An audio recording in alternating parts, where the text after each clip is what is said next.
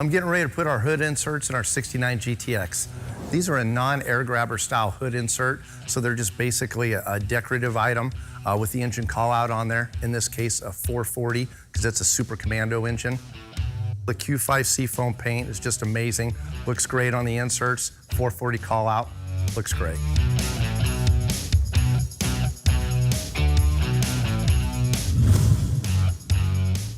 Hood insert look fabulous. They look so nice on that hood there. Just really accents that hood and gives it that real muscle look.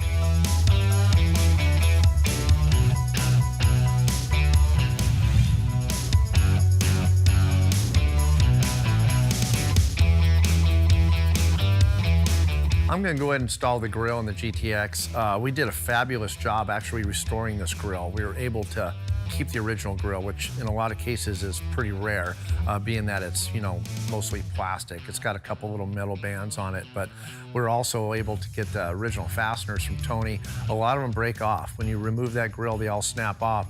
So it came out beautiful. So it's always nice to actually have the original parts from the original Carz that we're able to restore and put back on that car.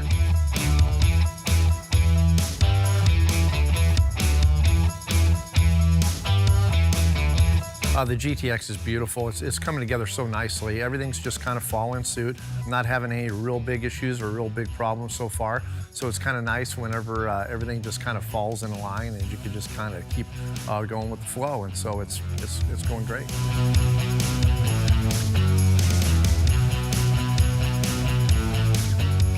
What I'm working on here is our wing window assembly for our 69 GTX behind me. I'm going to disassemble this because if you can see here, this chrome is pretty pitted.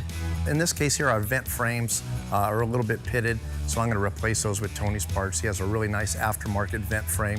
The chrome's beautiful on it, looks just like original. So I'm kind of mixing original parts with aftermarket parts in this case. And then of course I'm going to put new rubber in there as well from Metro Molded, and then new glass from AMD. I'm in the process of changing out this front piece right here.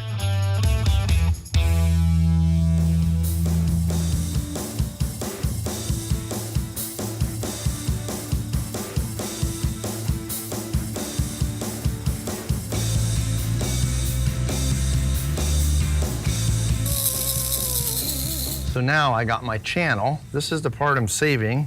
This is the part I'm going to replace. This one is actually in really good shape. All I got to do is probably wet sand it and polish it up. So I'm going to do that, and then I'll go ahead and prep my surface, and we'll get our new part placed on there.